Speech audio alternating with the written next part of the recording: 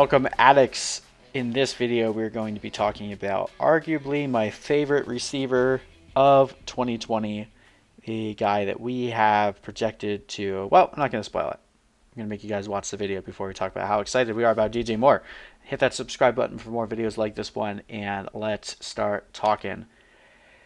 Mr. Moore, 87 receptions last year, 1,175 receiving yards, and this coming from having to play with the likes of Kyle Allen for the vast majority of the season and a completely broken Cam Newton to start the year.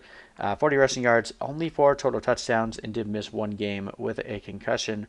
Technically kind of missed 2 games because he got hurt very, very near the start of Week 16 and then missed Week 17. So for the purposes of considering his fantasy points per game, I only wanted to look through Week 15. Only made sense to do so. Finishes with 16.4 fantasy points per game, again with Kyle freaking Allen. That was enough for 8th most among receivers. 230.5 fantasy points, 16th at the wide receiver spot. So last year was a pretty consistent year for him.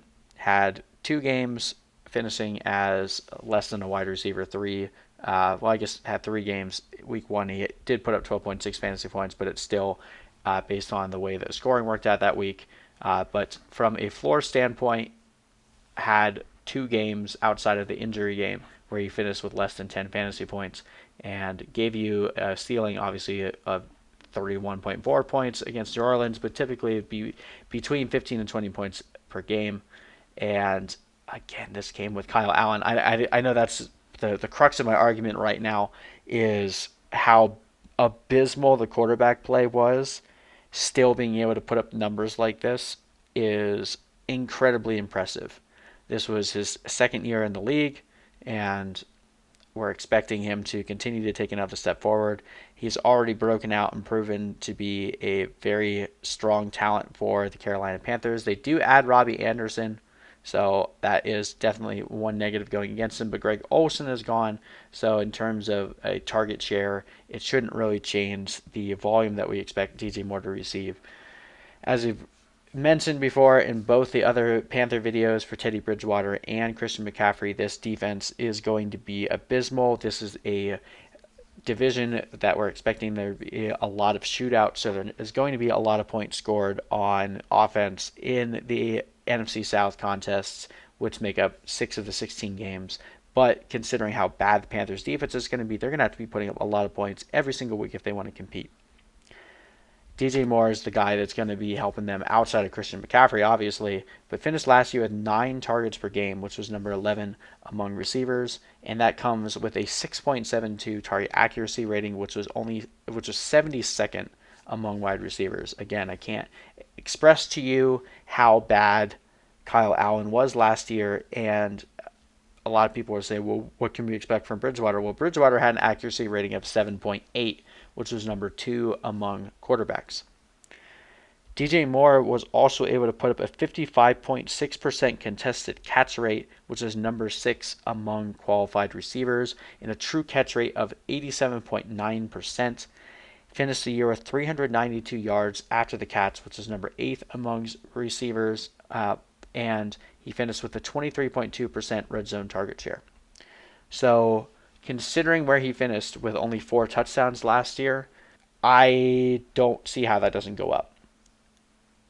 It's not like he can't score in the end zone. It's just they didn't have a quarterback that was capable of throwing touchdowns. So, DJ Moore, coming into his 3rd year, gets an upgrade to his quarterback, gets an upgrade to his offensive coordinator with Joe freaking Brady, who just absolutely destroyed college football with LSU, playing with a team that has arguably one of the worst defenses in the league, going to have to throw the ball an insane amount of times. What's not to like about DJ Moore heading into 2020? I don't know.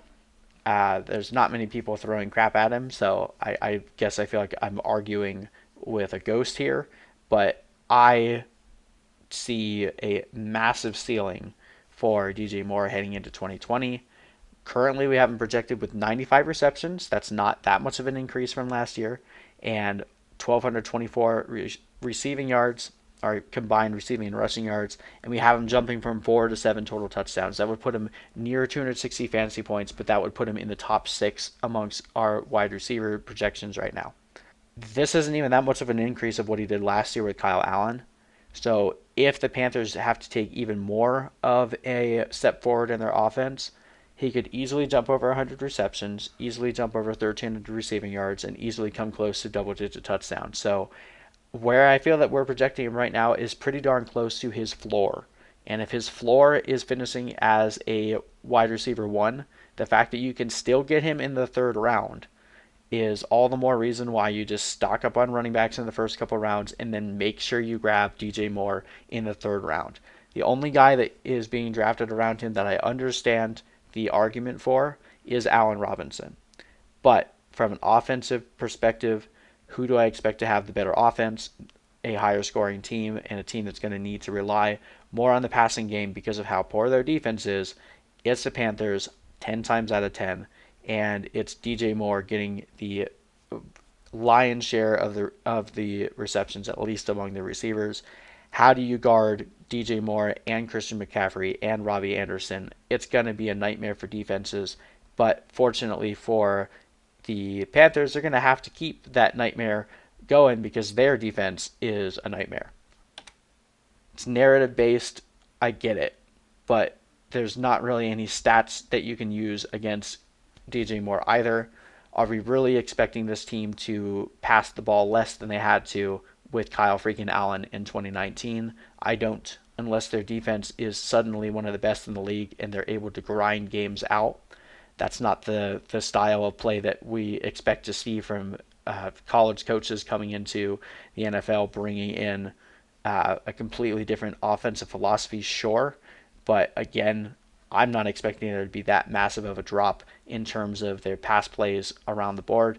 And if anything, it's going to increase. But even if it was the same or dropped a little bit, if the efficiency and the accuracy goes up from where it was last year with Kyle Allen jumping up to where it will be with Teddy Bridgewater, DJ Moore is an absolute smash this year. He is our candidate for the Chris Godwin of 2020, and there's probably not going to be any draft that I see him in the 3rd round that I don't take him unless